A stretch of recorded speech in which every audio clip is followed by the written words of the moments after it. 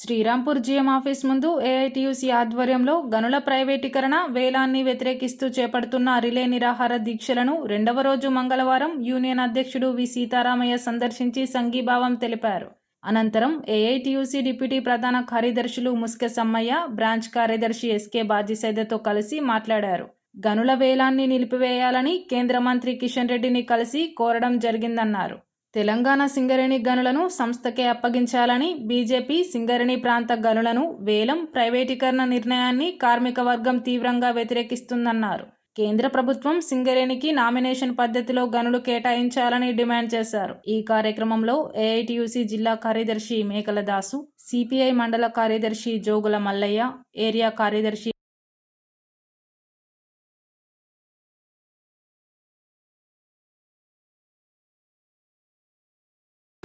బొగ్గు గనుల వేలంకి వ్యతిరేకంగా ఏఐటీసీ యూనియన్, భారత కమ్యూనిస్ట్ పార్టీ తీసుకున్న నిర్ణయం మేరకు సింగరేణి వ్యాప్తంగా అన్ని కలెక్టర్ల ఆఫీసు ముందు 5వ తేదీ నాడు ధర్నాలు చేసి కలెక్టర్ ఆఫీసు ముట్టడి చేసి మెమోరాండం ఇవ్వడం జరిగింది. 8వ తేదీ నుండి అన్ని జనరల్ మేనేజర్ల ఆఫీసు ముందు నిరాహార దీక్షలు చేస్తూ ఉన్నాం.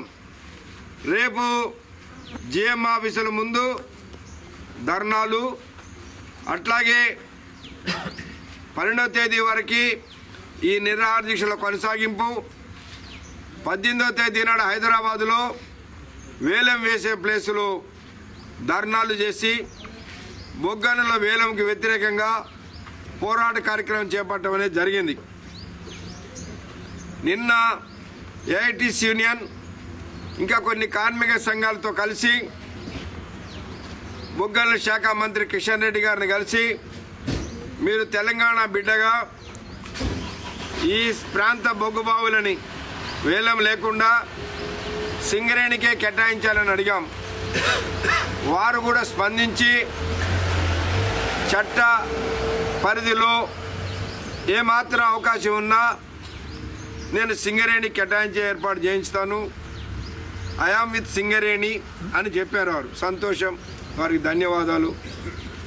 ఆచరణలో మరి ఈ 4 బావులు ఎల్లందులో ఏదైతే కోయగూడెం మైను అరవిందో కంపెనీకి అలాట్ అయిందో దాన్ని రద్దు చేయాలి.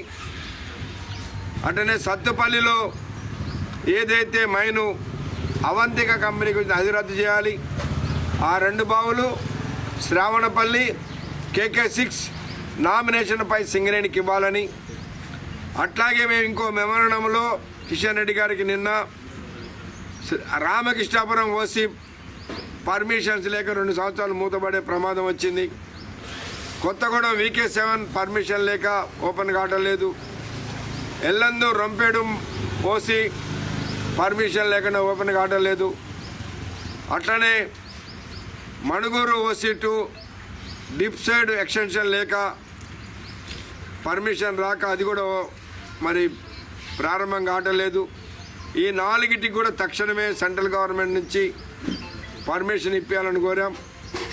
అదేవిధంగా రోషయ్య గారు ముఖ్యమంత్రిగా ఉన్నప్పుడు ఏదైతే తాడిచెర్ల మైను మన కార్మికుల పోరాటంతో మనకు వచ్చిందో అది వెంటనే ఏర్పాటు చేయాలని, ఈ 8-9 మైన్స్ కనుక సింగరేణిలో వస్తే సింగరేణి లైఫ్ ఇంకొక 15-20 సంవత్సరాలు పెరుగుతుంది.